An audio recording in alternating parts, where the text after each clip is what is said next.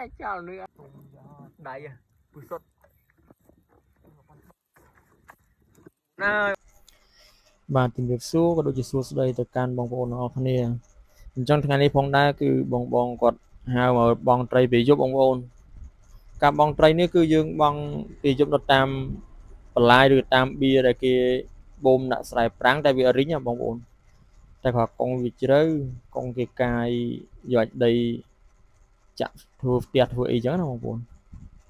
អញ្ចឹងអានេះគឺគាត់ហៅខ្ញុំមកថតតែយប់ឡើងពិបាកមើលបន្តិចបងប្អូនដោយសារវាអត់សូវច្បាស់តែត្រីស្រែយើងសម្បូរបងប្អូនគឺយើងយកសំណាញ់មកបងគឺចាប់អត់កើតទេដោយសារតែទឹកនៅច្រើនទឹកនៅជ្រៅតាមកង់អញ្ចឹងណាបងប្អូនអញ្ចឹង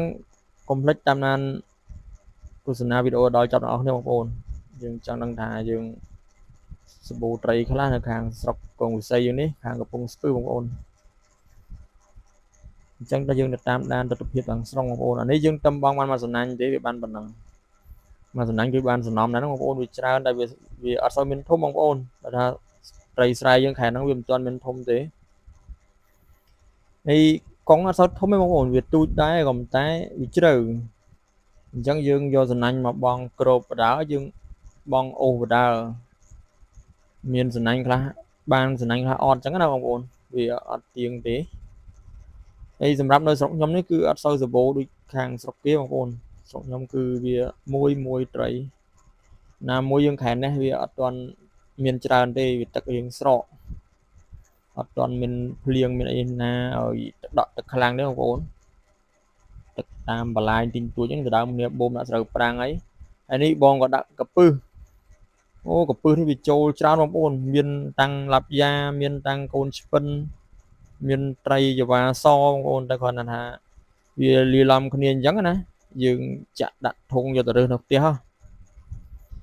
យើងកុំឲ្យខាតពេលបងប្អូនយើងមករកនេះគឺអត់រកយូរទេបងប្អូនប្រហែលជាទុង1ម៉ោង2ម៉ោងទេយើងទៅផ្ទះវិញតែអានេះគឺយើងថតយប់វាអត់សូវច្បាស់ទេបងប្អូនដោយសារនេះយើងថតកាមេរ៉ាទូរស័ព្ទដៃធម្មតាទេបងប្អូនវា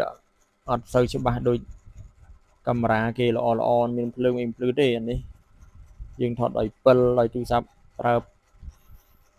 ទូរស័ព្ទកាមេរ៉ាធម្មតាទេបងប្អូននេះមកដល់កន្លែងនេះមកដែរគឺសម្បូរភក់ច្រើនពិបាកដើរបងប្អូនហើយកុំភ្លេចបងប្អូនជួយ follow និងជួយ follow page និង share ទាំងអស់គ្នាបងប្អូនដើម្បីបានវីដេអូថ្មី